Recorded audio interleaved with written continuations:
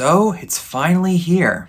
The live-action Little Mermaid remake, brought to us by Rob Marshall, starring Halley Bailey, Melissa McCarthy, Jonah Hauer-King, amongst other people. We all know what the plot of this movie is by now. It's a young mermaid named Ariel who desires to go up to the human world, especially when she sees Prince Eric for the first time, and makes a deal with the Sea Witch in order to get what she wants, sacrificing her voice in the process, but also putting her father's throne in jeopardy. This movie has been a long time coming, I think, for many people, and a lot of people I know were all across the board in terms of how they felt about it going in. I know plenty of people who are not happy with this movie being made because of obviously involving the ethnicity of Halley Bailey and other things that I've heard some people talk about how the studio was basically trying to correct a wrong that was in the original film where she was trying to use all of that energy to going up to the human world just to get a guy. So basically they were trying to update it or modernize it, at least from what I gather. Watching the original film with that criticism in mind, I kind of understand the point that they were trying to make, but at the same time I don't entirely agree with that. We'll just get this out of the way right now. She was already interested in what was going on up there. It's only when she sees him that her desire becomes a lot more apparent and she wants to get up there as soon as she can. In this one they have more of a reason for that. We'll get to the rest of that later, but the point I'm trying to make is that I don't entirely agree with that argument, even though I understand where that comes from, but I think it's a really shallow argument and I can't fully support it. Anyway, when it comes to the live-action Disney remakes, most of the ones that I've seen, I haven't seen all of them, haven't really done a whole lot for me. The only ones I could say that I really like, besides this one, we'll get to that, is Jon Favreau's The Jungle Book. The others though, like Aladdin and Beauty and the Beast, wasn't really impressed. Oh my god, I just remembered the Lion King remake. That movie was my breaking point. That's the movie that I said, that's it, I give up. But in the case of The Little Mermaid, little confession here, I actually used to watch that movie a lot when I was a kid, among other animated films from that era. The Great Mouse Detective, which I have the Blu-ray for, that's probably my favorite of the Disney animation. And I also really like The Rescuers. Well, the sequel, Rescuers Down Under. Obviously, this movie is geared more towards young girls. But I've seen plenty of guys watch this movie and get into it. I know plenty of guys in my age group that have at least an appreciation for it. And even today when I saw this movie, I saw a couple of young boys with their sisters and their mothers going to see this. So you can laugh at me and give me all the weird looks you want. I have always had a soft spot for Little Mermaid, so yeah, haven't really been impressed with most of the live action remakes, but I was really hoping and pulling for this one. And I was also kind of looking forward to sticking it to the crowd of people out there who got all upset over the casting of Halley Bailey. I don't really want to get too deep into that because I think it's total BS and completely unnecessary. I think that in this movie,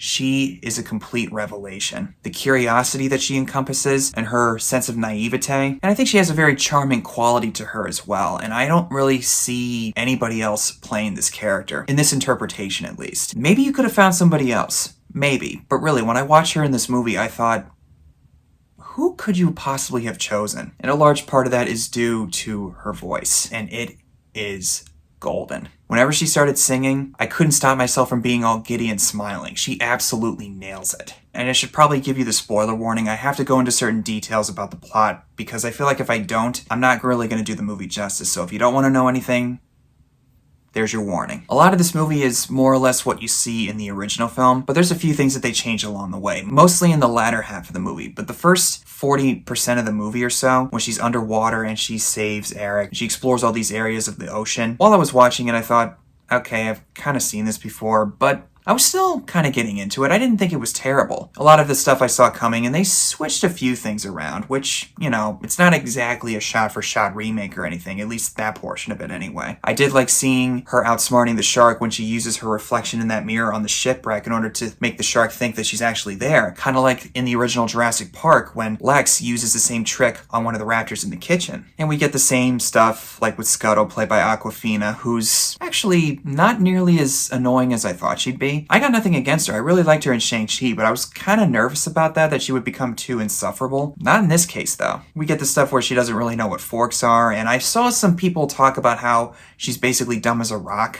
for that reason. Have you seen the original film? What?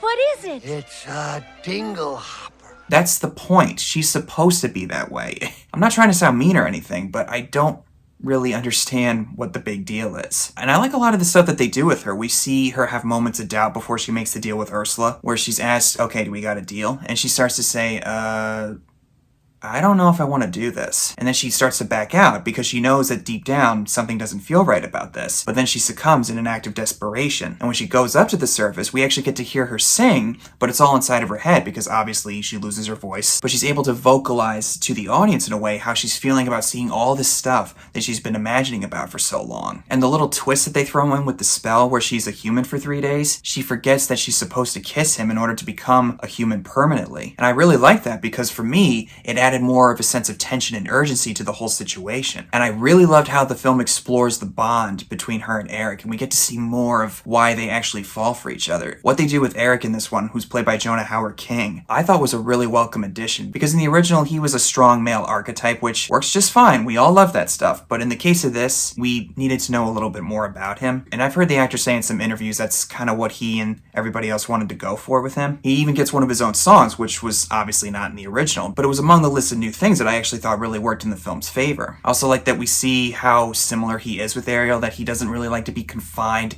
in his own space or his bubble, that his adoptive mother, as we later learned he was adopted, tries to keep him safe and confined, but not wanting to put her son at risk for whatever's out there. Ariel's in a similar situation with her father, who doesn't want her to go up to the surface since her mother was killed by human beings, which gives Triton more of a reason to hate the human race. Both Ariel and Eric feel out of place in their own respective worlds, and that's what brings them together ultimately. They bond over the fact that they have an interest in things that most people aren't really interested in, finding their own various treasures, exploring areas that they never really touched before. Falling in love is totally fine, but I like that they added those different layers of emotion to it. And I think in the case of the original, it works totally fine, but in the case of this in 2023, I don't think it would really hurt to give more of clarification as to why. They wanted to give more nuance to it, which I don't know about any of you guys, but I really like that. The music is once again composed by the original composer, Alan Menken, who adds a lot of epicness and excitement to it and a sense of mysticism to the whole thing. And it almost sounded to me like John Williams and Alan Silvestri's musical scores combined into one. And when it comes to extra motivation for characters' actions, Ursula being the sister of Triton, which I heard somewhere that they were planning on doing that in the original, but they decided to cut it out to keep it simple. I do like those little details, but I kind of wish that we got a little more time to delve into those areas. But I think it does give an explanation as to why she wants to take the throne from her brother. Because in the original, we don't really know the reason why she was thrown out. And her using Ariel is a way for her to take the throne back. But I guess we held it off for long enough. Melissa McCarthy as Ursula. I said it in my trailer review about a month or two ago. When I heard that she was going to be Ursula, I thought,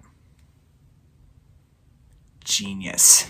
I was really curious to see how they were going to portray her in this. And the moment she came in, I thought, oh my god. Dishy, conniving, and smug, all melded perfectly into one, just like her original counterpart, while also making it her own. And of course, her singing the classic song. You could argue that maybe it's not quite as good as the original song, but I personally didn't really care. And I guess since I mentioned that, there's obviously going to be a segment of people that say, yeah, the movie's good or it's fun, but it's not as good as the original. I think it's in a lot of ways a generational thing, almost like the Star Wars fan base, where one section of it loves the original trilogy, but they don't like anything new that's coming out after that. Prequel trilogy, same thing, and I think with the sequel trilogy, we might see a similar pattern and so on and so forth with however more Star Wars movies they're going to make. You kind of see a similar thing with Marvel or DC with their new generation of films coming out and how people from the Infinity Saga who are fans of that may not like the newer stuff quite as much, but the younger audiences seem to be gravitating towards it. Similar case with these live-action remakes, with the renaissance that we had in the late 80s and 90s, and we see a similar thing happen in the last several years with them being interpreted in live action. I think young kids today are really going to have a good time with this, and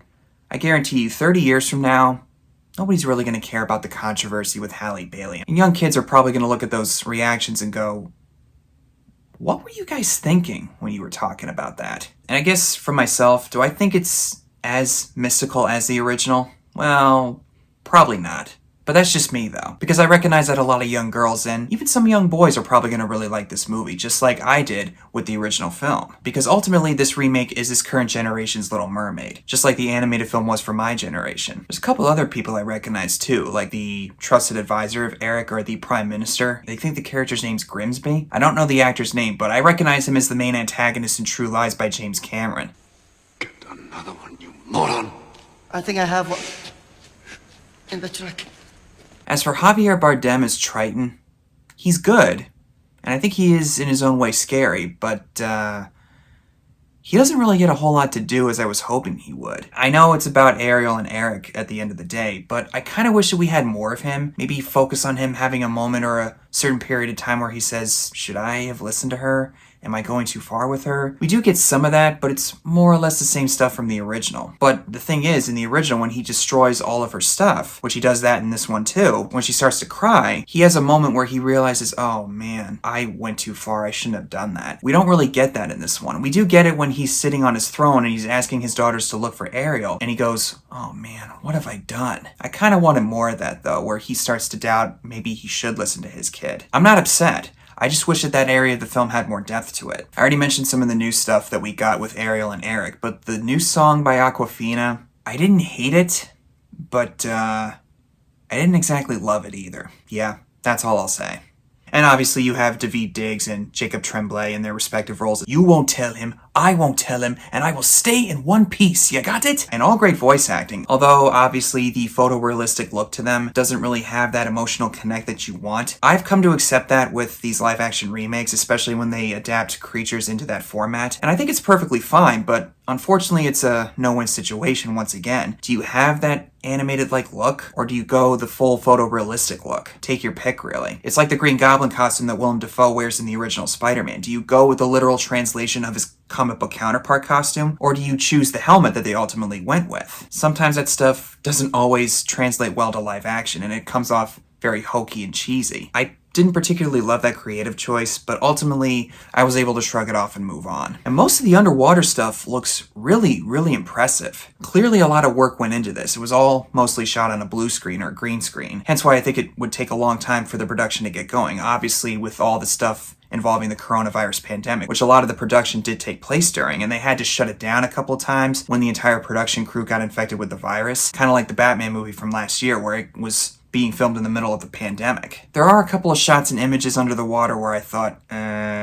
you could have cleaned that up just a little bit. And even to the point where I thought, okay, that's fake. And I think a lot of that has to do with lighting choices as well, when it's in the daylight or the daytime. But like I said earlier, I was able to just let it go. And what we get with Ursula's human form, Vanessa, we get more talking moments with her, albeit not very long. Just like it was in the original, she comes off very clearly evil and sinister. And I like that some of the other characters like Grimsby address, Eric, are you sure you want to marry this woman? We've never seen her before. This isn't like you. What about Ariel? You seem really into her. Little stuff like that we got in the original, but not nearly as much. But I like that they do put more emphasis on it, where people can clearly see, okay, something's not right here. But eventually when she gets her voice back and they almost kiss and then the sun goes down, when Ursula starts to laugh very evilly, even though it was a different actress, I said almost out loud, I'm already terrified. And it got much worse when she grows big in the climax, just like in the original. As scary as that was in the animation, how she looks here, yeah, I'm gonna have nightmares for sure.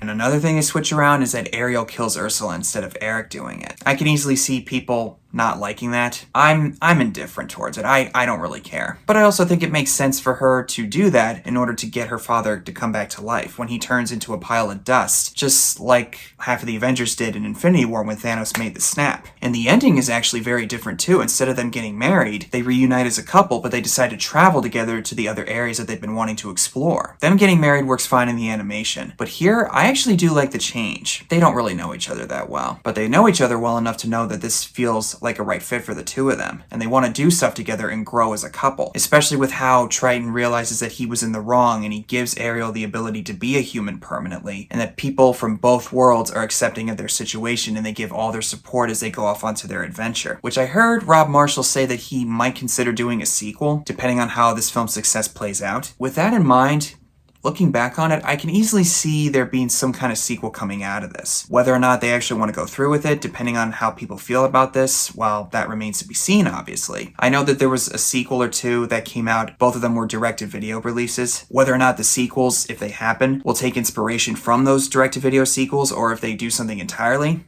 who knows? I think this movie does leave stuff open, but not in a way where it feels very obvious or contrived that here comes the next sequel that we're gonna do. If they end up making a sequel, I honestly wouldn't have a problem with that at all. I mean, they are apparently making a sequel to Jon Favreau's The Jungle Book, so maybe they could do the same thing with this one. Oh, and just 2 quick notes. The image of Ariel discovering the ship as she heads to the surface and sees all the fireworks, and the music that was playing in that moment in the original, probably my favorite shot in the whole movie. I was in complete awe when that happened. And my favorite moment, if I had to pick one in this movie, when she's on the beach with Eric trying to wake him up with her singing voice. That reprise of Part of Your World? Yeah, definitely. That's my favorite, because I actually listened to the soundtrack before I saw the movie. Halley has a great singing voice throughout this whole film, but her vocals on that one particular track... oh! First time I listened to it on my phone, I had my headphones in, I was going... okay, let's play that again. So yeah, I was more than satisfied with The Little Mermaid. I mean, despite some of my issues with it, I think they could have fleshed out some things a little more and maybe condensed a few things on some other areas as well. I was more or less pleased with the final result. And I'd have to think about it, but I think I might include this in my Blu-ray collection eventually, along with Jon Favreau's Jungle Book. Yeah, definitely. I'm definitely doing that. You want to call me woke or a shill? You go right ahead. But in my estimation, at its core, what this movie was trying to do, I think in a lot of ways it gets the job done, and then some. And if you watch any of the behind-the-scenes stuff, there's clearly a lot of hard work and care that went into this. And I think in a lot of ways, that added to my enjoyment of the film even more. So that's all I have to say, guys. Thank you so much for watching. Comment below and tell me what your thoughts are on this movie. If you love it, like it, think it's alright, or do you hate it? Whatever the case is, I know I've been saying this a lot in some of my recent videos, but let's just try to keep it civil as we can and respectful in the comment section, because the controversy surrounding this movie is, I think, completely unnecessary. If anything, let's just try to have a respectful discussion. So thanks again, guys. I'll see you in the next one.